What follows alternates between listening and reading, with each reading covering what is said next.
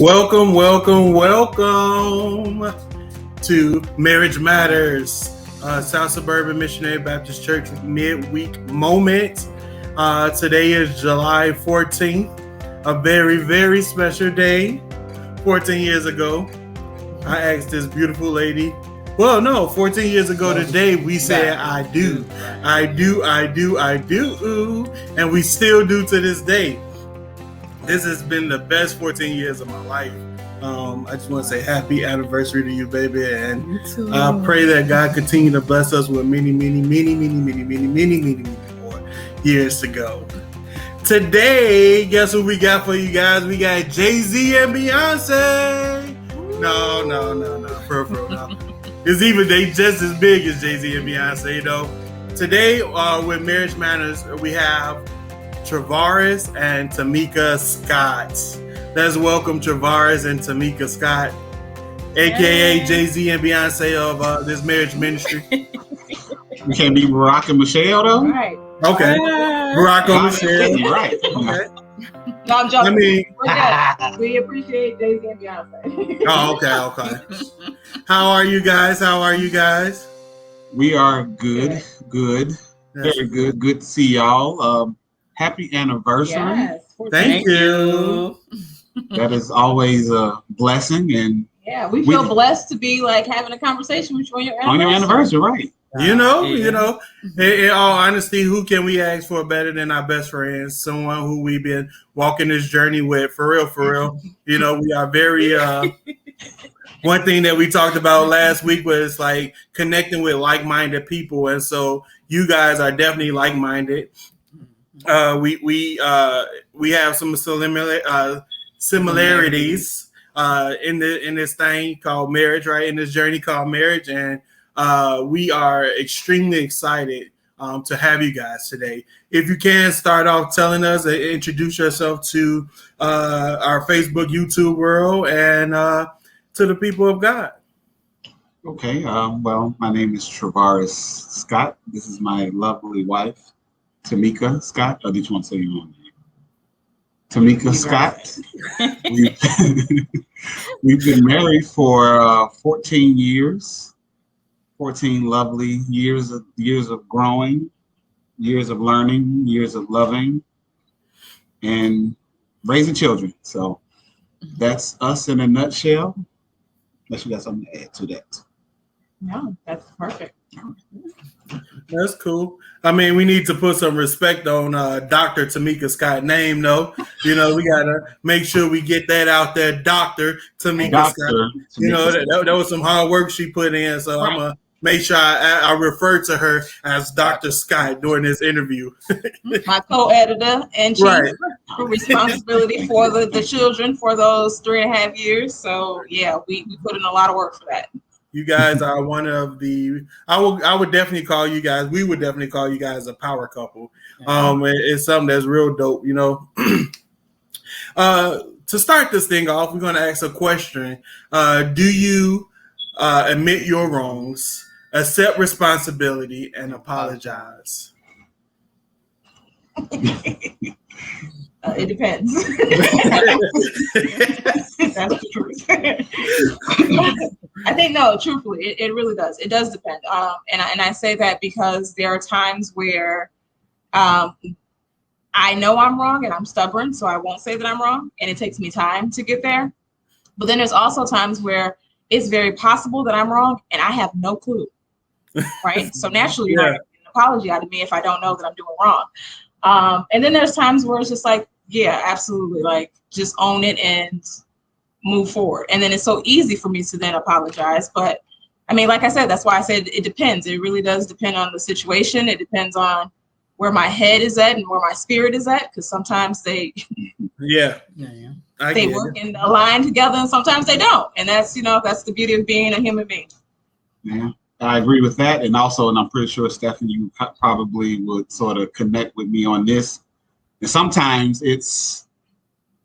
we're trying to avoid the full fight altogether. So it's like, I may be right. I may think I'm right, but I'm going to say, you know what? You're right, honey. Yeah. That happens as well. So it's like multi-layered to to how that goes. It's not always, I accept responsibility. I'm so sorry.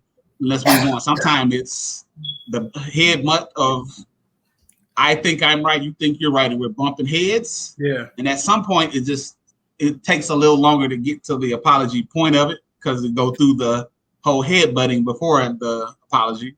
And other times it's a little easier. So I truly agree with you, both of you guys. Because let me tell y'all, the first 10 years, I did not get an apology at all.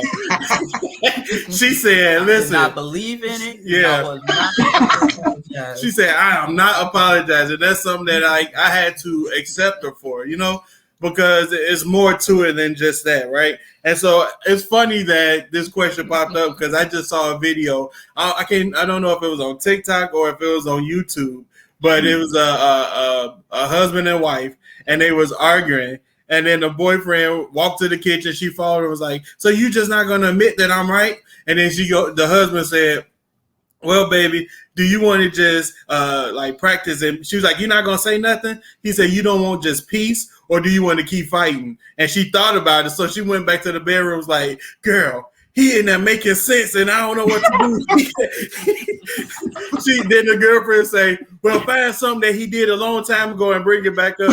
So she came back to the kitchen and was like, you remember last year when you went to his house for gas night and you was the only one without your wife? And I was like, this is so funny because it's so true in a way, right? And so sometimes we just have to, as Travaris said, Dale said, is that we have to, as men, sometimes we rather have that peace and not see. It's not necessarily us pacifying you guys. It's us not putting you guys through more stress and more drama that's not necessarily needed. That's how I look at it, because I feel like her peace is more important to me than getting my point across. That's true. And I will, and fellas, don't beat me up, but I will sort of play devil's advocate in this whole thing. A lot of times, and you don't know it at the moment, but a lot of times going through that argument, it creates more healing than pacifying. I will say that. Because even though in that moment, it's like, this is driving me crazy. I don't want to deal with it. I'm frustrated. Both of us are frustrated. Then at the end of it, you look, once you actually get through it and do whatever the process of sort of reconciliation is, once you get to the other side of it, it's like, we wouldn't be as strong as we are in this moment if we didn't go through that. So I can see both, like say you want that peace, but at moments, and I'm pretty sure a lot of times when that's the case, the wife may feel like, probably not even in the moment, but still, that no, we need to go through this. We need to talk about this. We need to we need to fight about this right now. Yeah. It ain't no going around at this moment. We need to fight about it. And we're going to fight about it, whether you want to or not. One thing that we practice is we don't talk about the situation while we angry, because we don't want, that's why your cooking was nasty last night. And dang well, cooking was on point the night before. But you hurt me. Now I'm finna figure out something that's gonna hurt you, right? Yeah. And so we don't discuss it while we in that moment, heated in that moment. But what we will do is before we go to bed, we don't believe in going to bed angry at each other. Right. That's one thing we have not done. I'm not going to say never done, but have not done. Because one time she was mad at me for 2 whole days, because we were joking and I called her slow or retarded or something like that. And and it was all in a joking moment. And I was 2 days. I had to fake a heart attack for her to get to talk to me again. Oh, that's funny. Look, so the key to that is we may not go to sleep mad. Yeah. But somebody going to go to sleep with us mad, because I know I'll be up all night thinking about it. Yeah. So she's like, no, you're not going to go to sleep mad. I'm going to sleep. Well, we try to talk about it. Agitate. Like at the end of the day, like truly, I don't think, let me speak for me. Truly, I don't think that like once I've said what I believe is my piece, I'm done. Yeah. What I want to do now is have a conversation about how we move forward. If you're not ready to have that conversation, I'm not going to wait on you all night to have that conversation. I'm going to get to my sleep. I understand that. I agree. I understand that. So a quick question is, do you believe marriage matters and why? Good question. That is a good question. First, I start up before I can answer the question. I say yes, I do believe that marriage matters. That's the first part. Do you think marriage matters? I think it depends. Sorry, I'm all about counseling. I Go think ahead, it doctor. depends. I think it depends. And I say that because if it's a healthy marriage, it matters, right? But if you're in a toxic marriage, you need to do what's best for your soul. Your and soul so matters therefore, more. the marriage doesn't need to matter at that moment. You need to matter more than that marriage. And I think God will put you in a position where you can focus on your self-healing in order for you to get to where you can actually do the marriage. Yeah. But so I think it depends. But go ahead, say what you're saying. So yeah, and the ones that do matter, well, all of them matter, but I see what you're saying. So yes, I think marriage matters, and why? I think it's probably because it's sort of like foundational. Yeah. For growing a community. I guess you could say that's the best way to put it. Mm-hmm. So marriage matters, but family matters, community matters. And sort of like the foundation of that is usually the family, which starts with marriage in most cases, unless you're not in a traditional or conventional marriage. Yeah. Then that still matters. But yeah, the foundation of it is that union. And building on that unit is where you sort of build up family and community. And I think that's the basis of how God wants us to live in community. So we have to build it. I agree. I totally agree. One thing that I agree with most, well, I'm going to answer the question. Yes, I believe marriage matters, but your mental state matters more because you, again, like like Dr. Scott just said, you cannot be in a marriage and it's toxic, and now your mental state is at risk because of the type of marriage that you're trying to make matter, right? So you have to make sure that not only are you guys on the same page, but you guys have to be in the same book, so that you guys are focusedly in the marriage together. Because one person can be in the marriage and the other one chilling on the outside, like don't even care no more, has mentally, physically, emotionally disconnected from the marriage. And now not only are you creating a toxic space for yourself, but for each other. Okay. So we can sort of, I guess, paint this whole picture and say that strong, healthy marriages matter. Yes. Correct. Sound good to me. And I'm gonna throw this in, hashtag Black Love Matters. It does. Now, I really want to ask this question because it's something that I think is important. And Brother Travares, some of this I'm not sure that you do kind of well, but thoughts on gender roles such as cooking, cleaning, and trash. Now, you might do some good cleaning and trash in the gender roles, but sometimes just for the sake of my family over there is I should probably let somebody else do the cooking. Amen. We do know that. And sometimes the cooking and the trash sort of go hand in hand in your kitchen, but it's cool. Wow. Okay, but anyway, yes. What are our thoughts on gender roles? Gender roles. So there are no gender roles. I mean, like the way we live our life. I can't speak for others. The way we live our life is there are no gender roles. You do what you have an interest in, what you have a love for, and how you want to give back to the family. Right. The only gender role I will say that we do have, so there are no gender roles, but we have one. I'm not taking out the trash. And it's just me, period. Like, if Sanaa wanted to take out the trash, by all means, she can. But Tamika is not taking out the trash. Like, I'm just not. Right. So it's really not a gender role. It's a Tamika role. Like, that's not the role I play in life. That's a pile up in the corner, huh? I will take it out of the trash can. I will put it next to the door, but I'm not actually taking it to the garbage. Yeah. Right. I just not. That's the same thing here. Man, see, I'm old fashioned. Girls wash dishes. The boys take out the trash. You know, I feel like outside work is boys. You know, I'm old school. That's just how it is. And it actually works for us because Lord knows that it's some stuff that she does that ain't no way I can do. Okay, I'll pretend, you know.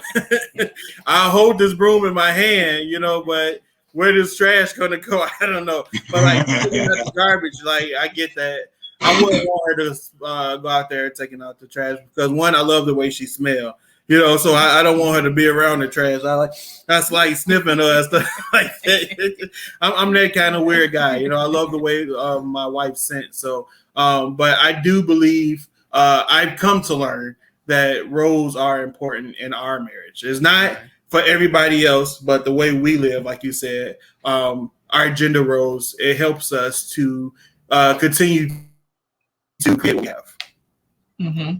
And I think that's an important thing. Like for us, Travaris loves to cook. Like his like sort of ministry in our house is cooking for us. And so for me, I don't like to cook. I mean, I cook when I have to. Thank God I know how to cook, but I won't cook if I don't have to. And so he does that, and he's brought our kids into it, and they love to like cook and explore food with him and things like that. That's what they love to do. Like they're passionate about it. They have community with that. They learn from each other in that. And I don't step in the kitchen. I wait at the table, like waiting for my plate. But you know, the flip side of that is I love to do laundry. It's the most mundane thing to do. I love it. Like I love the smell of bleach. That's probably, you know, its own issue itself. But I love because I don't have to think. It's literally you dump clothes in, you pull the clothes out, you fold them up. Now, do I put the clothes up? No. Everybody put their own clothes up. But, you know what I'm saying? Like it's just what brings us joy and contributing to making sure this household is running. That's like you said, it's what works for us, and that's what we're teaching our kids. And if they decide to say, you know, no, I'm gonna be the cook in the house, then hey, hats off to you. Right. Well, I know that I talk about your husband cooking a lot. I think it's funny. I do talk about it. But one thing that I will say is that sometimes when we're doing this back and forth, like when we FaceTime each other and we're cooking off or whatever we're doing, I see that passion that you speak about and the kids and stuff like that. And even though I know he's paying them to say that his food is good, like I just like you could tell like they stick up for him like without no shadow of a doubt. Like, you know, daddy food is never nasty, right? And that's great passion. That's creating memories for your kids because when they grow up, they can tell their kids, well, me and my daddy used to do this all the time. We used to do that, or me and my mom used to do, you know, and so it is also creating memories. So that's a good thing. I think that's a really good thing. You can ask the next question, sweetheart. Okay. Do you still date each other? Good question. Again, multi-layered answer. Overall, yes. More recently, not as much as both of us probably agree that we should. Yeah, probably like 2 years worth of not. Yeah, and I think it's just, and it, of course, then you put into account what are we considering dating, because we do things together. A lot of times it's just at home, where of course dating is getting outside of, to me at least, getting outside of the whole ruckus of home and normalcy, just getting out and doing something together outside of that. So we haven't done that, like she said, probably in 2 years, but it's highly important to do. And it's something that even when we saw the question, we talked about it, we was like, we need to start going out on dates more. We don't do it enough. And crazy enough, our kids were like, yeah, when y'all going? Right, kick us out, right? Y'all need to go somewhere. Yeah. So if nothing else, we appreciate the question because it sparked a conversation that's going to sort of manifest itself later on. So yeah, I think we're about the same. Like we have been empty nesters for a long time now, right? Well, semi-empty nesters, if you want to call it, right? But the good part about it is that I try to find like something different to try to do. But because of work schedule and stuff like that, it never happens. It never happens. And I was just explaining to somebody last week, that the most important thing that I can give my wife is my time. That's the most, like I was telling them, all the gifts in the world, all the everything is the time that she really wants, right? And I believe that a lot of wives feel the same way, because in just talking to like-minded people, married couples, you hear a lot of times that time is really what's important to everybody, right? Mm-hmm. Especially to the wives. And so I think that we should never get out the habit of dating each other, because one, people change every day. We always changing. Year by year we change. Day by day we change, and so just dating each other, continuing that courtship, it also allows no room for distraction or interference from anything else. So because I'm still dating this young tenderoni next to me, you know what I'm saying? Like I have no distractions that can like deter me from my focus, which should be on her.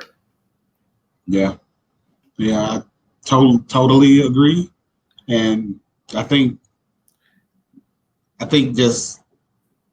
over time it's like you come up with excuses as to, well, why we can't, like, well, no, I don't have time, or like you said, you can make time for everything else. Right. If there's something that's important, you make time, and I think I find myself, even though it's not going out on a date, just spending time together. Sometimes it's like, oh, I'm working, I'm tired. And you think in the back of your head, like, you're tired, but if you had something else to do, you would do it. You would do it. So even though you're tired, do it anyway. Whether it's just we watch movies together. Yeah. Just something, like you said, because that time is highly important.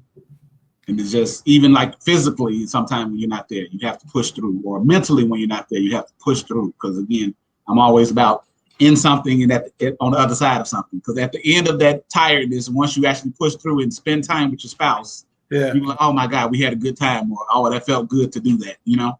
So you're so right about that. And it put more spark into your marriage also. That is true. Yeah, you kind of get bored with just in the house and stuff, and you want to see the outside of the house sometime. So date night next week. We got to pick what day. Yeah, we're going to a wedding next week. That is our date night. So that'll be a good date night. We get hopefully get to dance. We'll see how that goes. I'm dancing. No. No matter what music. I don't care what music play.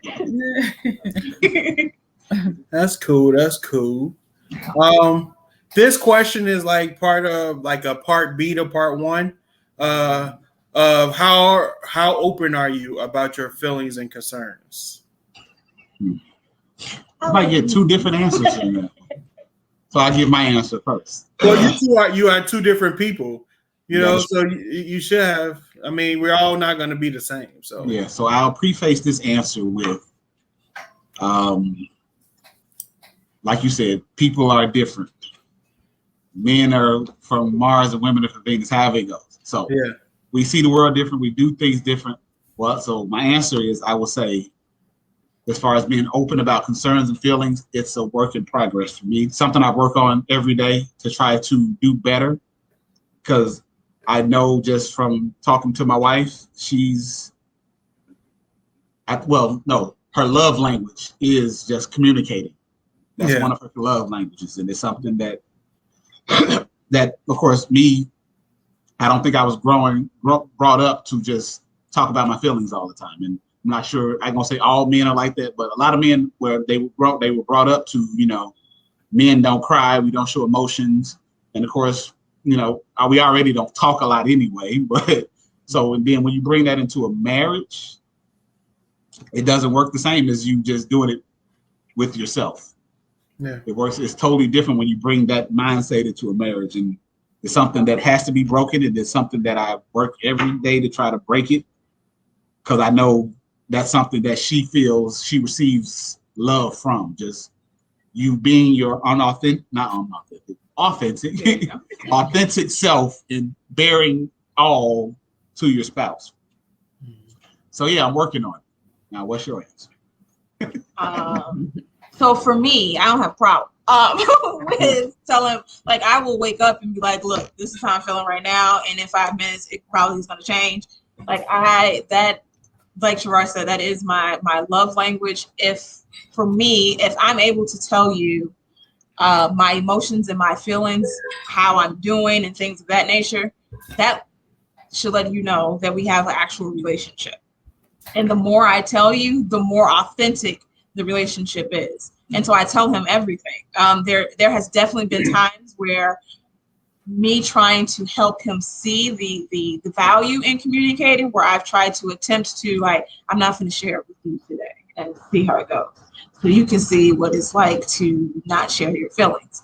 And it doesn't work, like, because it's just not who I am. But I have learned through a lot of prayer, God has given me, I think, space to be able to understand that that's not his love language. So I ask a ton of questions so that I can get the communication and the ideas around your emotions and your feelings that I need.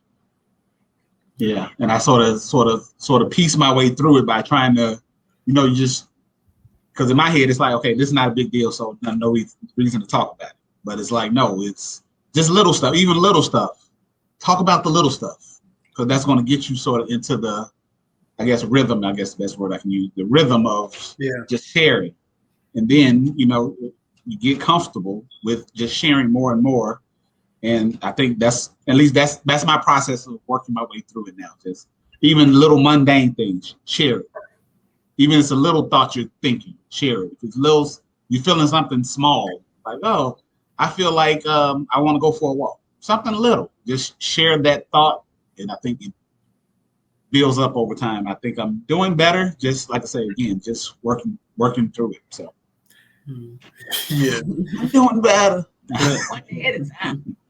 Yeah, that's something that I think I desperately need to work on because I'm like you, Tamika. I be wanting you to talk to me, tell me everything, and he kind of sheltered himself, So, and again, it's the upbringing. It's like you can't blame it all on the upbringing, but it's like some growing up, you always have people to talk to. And when stuff was like consistently happening and you just like felt like, okay, I'm going through this by myself again. So you learn how to internalize it and just like deal with it yourself. And like we said, today is our 14th year anniversary and I'm still practicing on how to, to be able to communicate, because like one thing is like, I think it's just my feelings that I shelter and bottle because I talk to her about any and everything, like almost everything but my feelings, right?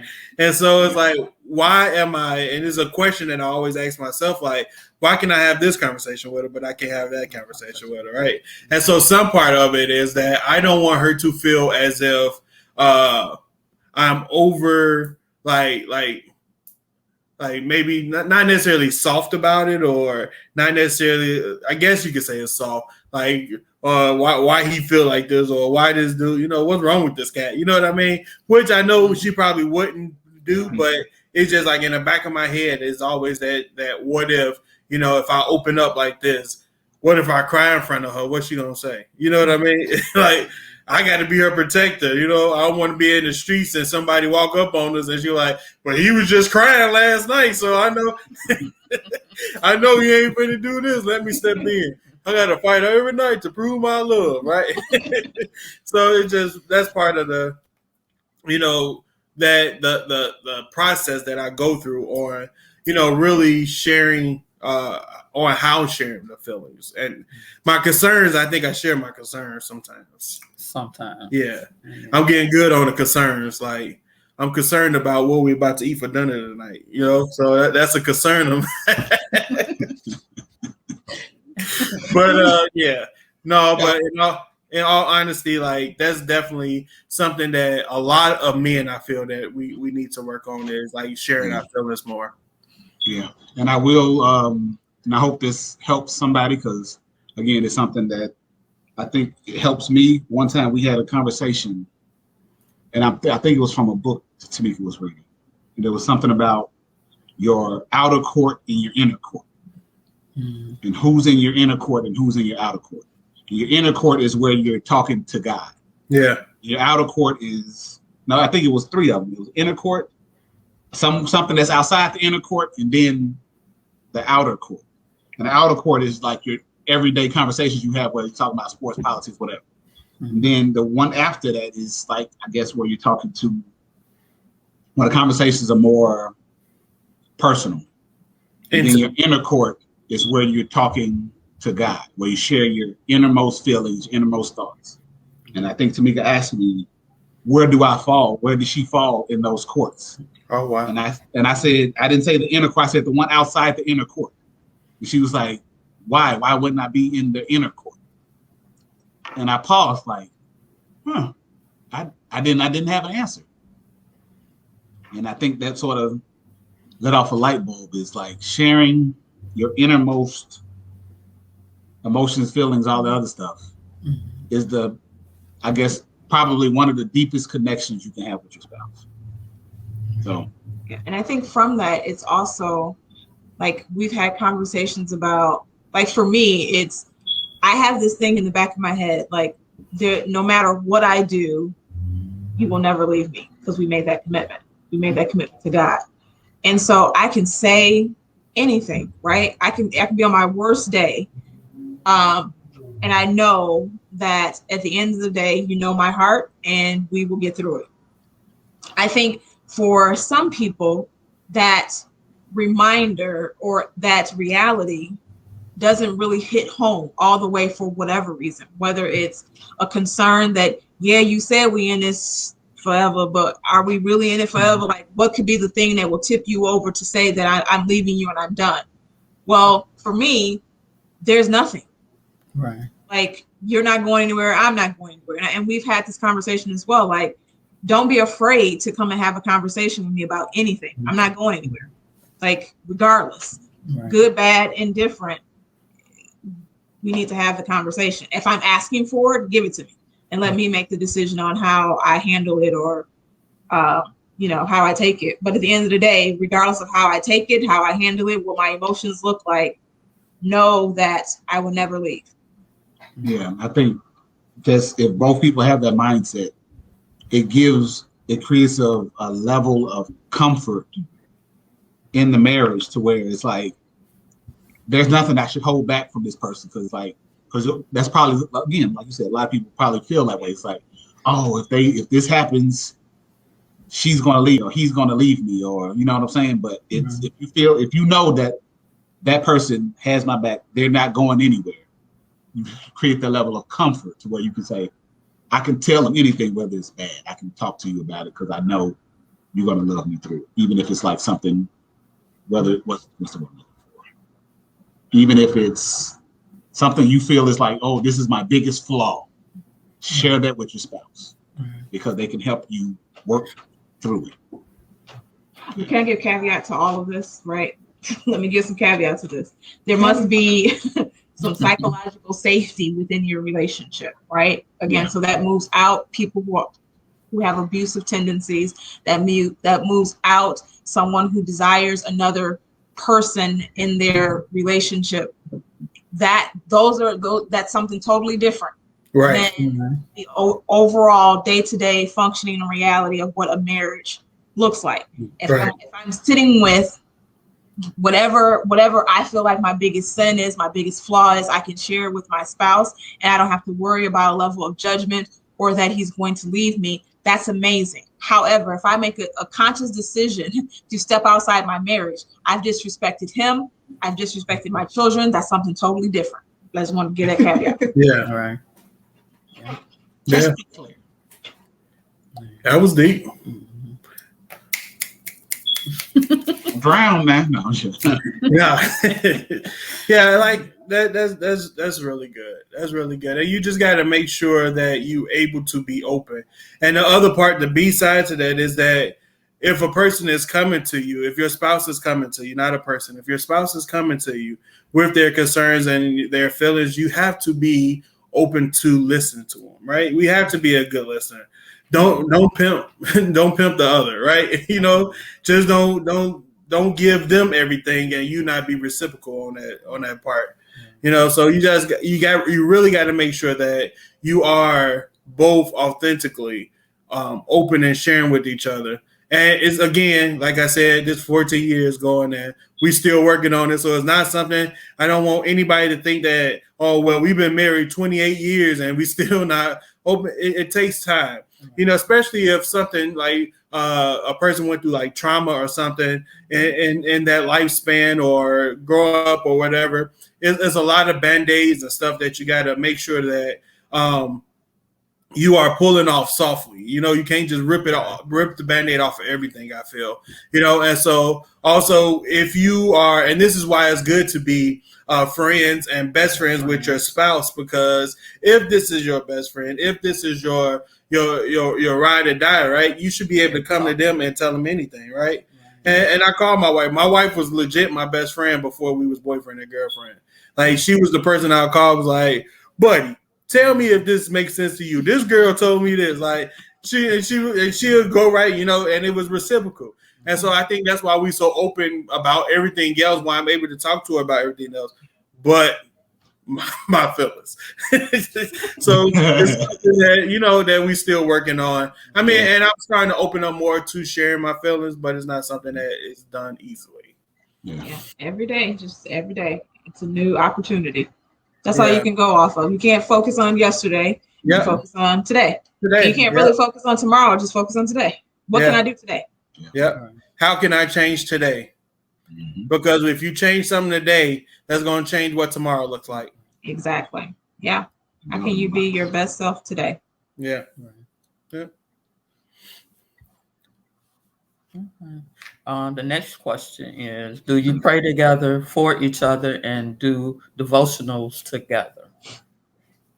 This is another good question that really made us think. Like, dang, we do it, but not necessarily intentionally together. Mm-hmm. Like, we pray as a family together every night. Mm-hmm. In the morning when I wake him up before he actually gets out the bed, I pray for him, but I'm praying silently. Like, we pray throughout the day. We have devotionals that we do, and we don't do them together. Like, he'll send me one and I'll send him one. Like, but I already done it, or whatever the case may be.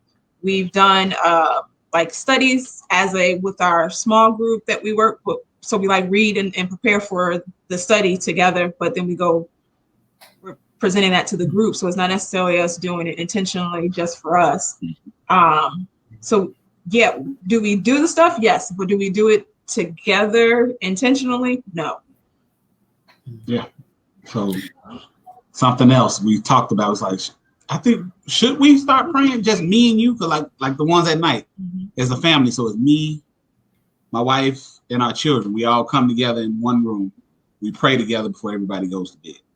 But yeah, we don't set aside where it's just us two praying together. So I think it's important. So it's something. That's definitely the same for us. Yeah. Like, a lot of times, like, she'll think I'd be like trying to spoon or cuddle or something, but like literally, I'm just like laying my hands on her, like literally just praying.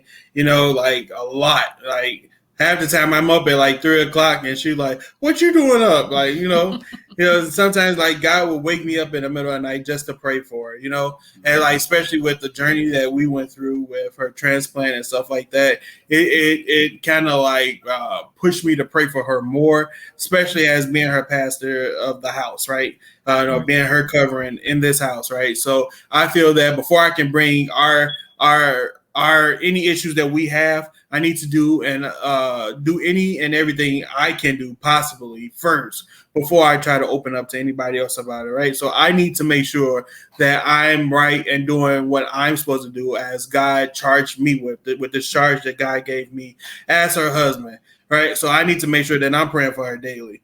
And it's crazy is because I can feel her when she prayed for me. Like, I said it last week that I could feel like I could be having the worst day ever, and I can feel that it changes. Like, I just feel some change. and she literally a call or text and say, hey, you okay? Everything good? And I instantly know that, okay, the power of that praying woman. Somebody gave my wife that book. I forgot who gave it to her, but whoever gave it to her, my hats off to you, because I feel that change. I feel that shift immediately. Like, it's almost like immediate. Like, I could be like sweating bullets, like ready to pull my hair out, ready to throw the computer somewhere. And then I just feel that like a breeze come through, like an instantaneous, like a shift in my spirit. And that's one thing that I do appreciate about my wife, is that she always used to say that, well, I'm not a prayer. I'm not finna pray out loud. She was always nervous to pray out loud. And sometimes I had to learn how to respect that, because, that's getting her out of her comfort zone. And so I don't want her to be too uncomfortable. But the fact that I know she does it for me is amazing. Yeah. Sometimes I don't need to hear you praying. I need to feel you praying. Yeah. So I care less what I hear. But if I feel it, action speaks louder than words. That's a t-shirt. It is. I'll make it. I don't want to hear you praying for me. I want to feel you praying for me. Yeah. Yeah. That might be our next shirt. Sound like good with me. Let me know. I might want to order one. I gotcha. Okay. Final question. What advice would you give an engaged or newlywed couple? It's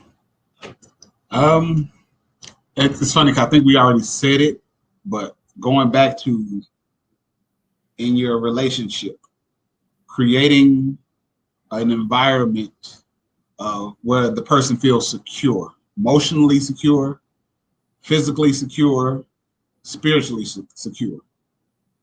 I think if you do that, I think to me that's probably foundationally probably one of the biggest things you can do in your relationship. Engage going into marriage. So that's the biggest thing you can do in your marriage, is to create a foundation where the person feels secure. Because of course, in society, we talk about security. People automatically think, oh, as long as you're financially and physically taking care of me. And I'm pretty sure the generation before us, the husbands, they thought as long as they did that, everything was good. I take care of the house and I bring my money home. Yeah, I'm good. I'm a great husband. But I think our generation, we'll look at a lot more at the mental and the spiritual side of things. So all of those things, those are really important things to do. But I think in a marriage, creating that security, mental and spiritual security, to where that person feels no matter where in the world, if when I'm with this person, I can be totally authentically who I am with this person, no matter what. Yeah. My last little tidbit.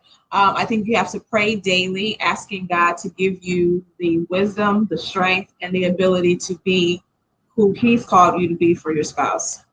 Yeah. Yeah. And sometimes not even who your spouse thinks you should be, who God called me to be for you. That's good. Yeah. That's real good. That's really, really good. Yeah, that's really good. And again, you always want to make sure that you continue to date each other, pray for each other, communicate with each other. And communication is more than just speaking. There's actions to this communication thing too. And so don't say, oh, I'm going to give you a back massage, and then don't give no back massage, right? It's communication. Yeah, Don't. No, because that happened earlier this week. I promised a massage and I ain't gave it yet. Thank you. So there you go. Actions speak louder than words. Right. I think this was Stephen was taking a shot at me just now, because everything he said you need to do is stuff I said I need to work on. Communication. I know. Now I know we each other. We're praying together. Those are 3 things I said that we working on. I think that was a shot fired, but I won't take it as disrespect. There was no shot fired. I didn't even know you promised the whole back massage thing. I know we talk a lot, but we ain't talking about that right now. Thank you. I ain't even have to text you and say nothing. I appreciate you. News. I got you. I promise tonight. I got you. I'll report back. So thank you guys for really joining us today and talking about why marriage matters and what marriage is, should looks like and could look like. And we totally appreciate you guys, and we love you guys, and hope to see you guys soon. Thank you very much. We love you all too, and happy anniversary. Happy anniversary. Don't hit the town. Whatever else. Thank you. Love y'all.